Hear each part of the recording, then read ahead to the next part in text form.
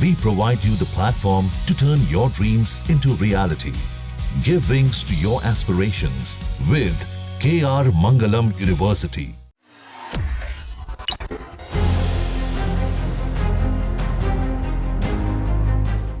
दुनिया में तबाही मचाने के बाद एक बार फिर से कोरोना ने दस्तक दे दी है। देश में इस वक्त 1200 से ज्यादा एक्टिव केस हैं। 2019 में कोरोना वायरस की पहली लहर आई थी। उस दौरान कोविड ने पूरी दुनिया में तहलका मचा दिया था। कितने लोगों की मौत हो गई थी। लेकिन कोरोना से निपटने के लिए दुनिया भर में वैक्सीन लगाई गई। लेकिन अब फिर कोरोना तेजी से अपने पैर पसार रहा है।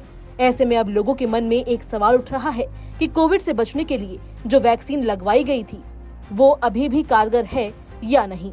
वहीं कुछ लोगों ने बूस्टर डोज भी लगवाई थी। लोगों के मन में इस बात की शंका है कि क्या दोबारा वैक्सीन लगवानी पड़ेगी या दोबारा से बूस्टर डोज लेना पड़ेगा। अगर आपके मन में भी यही सवाल है तो ये वीडियो आपके लिए है।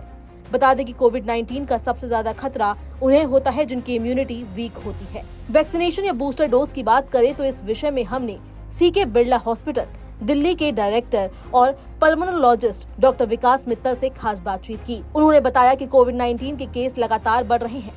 जैसे जैसे नए वेरिएंट सामने आ रहे हैं, ऐसे में पहले लगाई गई वैक्सीन का असर कम हो सकता है।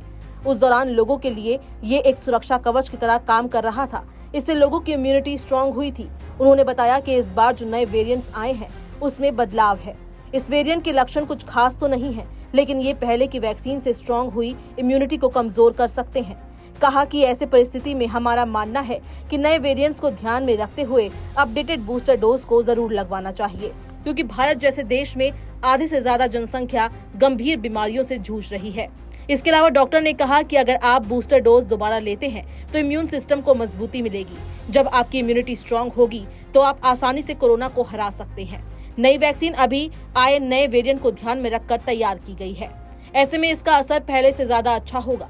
साथ ही बताया कि जो लोग हेल्दी हैं और उन्होंने पहले वैक्सीन लगवाई थी, उनमें कुछ हद तक सुरक्षा बनी रह सकती है। अगर वे फिर भी समय समय पर बूस्टर डोज लगवाते हैं तो अपने आप को इस वायरस से बचा सकते हैं।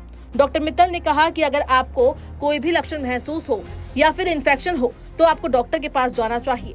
फिलहाल महाराष्ट्र, कर्नाटक, तमिलनाडु और केरल में नए संक्रमण के ज्यादा मामले सामने आए हैं। इसके अलावा दिल्ली एनसीआर समेत देश के अन्य हिस्सों में भी इसके मामले बढ़ रहे हैं। लोगों को सलाह दी जाती है कि पर्सनल हाइजीन का ध्यान रखें और शारीरिक दूरी बनाए रखें।